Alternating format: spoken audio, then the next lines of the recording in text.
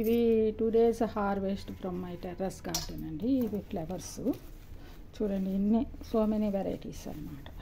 గన్నేరు, మందారం, రోజ్, ఇవి డిసెంబర్ పూలు, బిల్వదళాలు,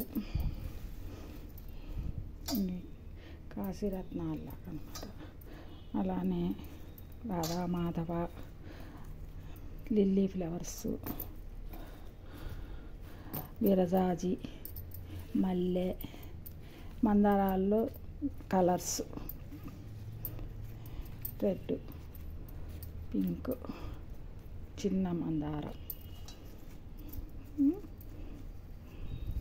వైట్,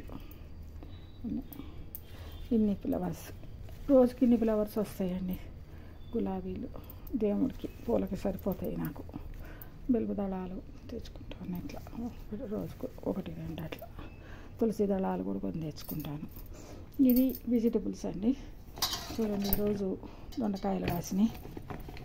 ఒక 1/2 kg దొండకాయలు, కొన్ని ఒక అర్ధపావన్న ఏమో కొన్ని మిర్చి సరిపోతాయి. ఒక టమాటా పండింది తెచ్చుకున్నాను. ఈ చట్నీ చేసేస్తా, కొన్ని కర్రీ చేస్తాను, కొన్ని ఏమో పచ్చడి చేసేస్తా, రోటి పచ్చడి. ఫ్రూట్స్ వచ్చేసి డ్రాగన్ ఫ్రూట్స్ బాగున్నాయి కదా. ఇది ఒక 3 డ్రాగన్ ఫ్రూట్స్ వచ్చినాయి. ఇవి రేపటికి బాగా మగ్గుతాయి. ఇవి రేపు కట్ చేసేస్తాను.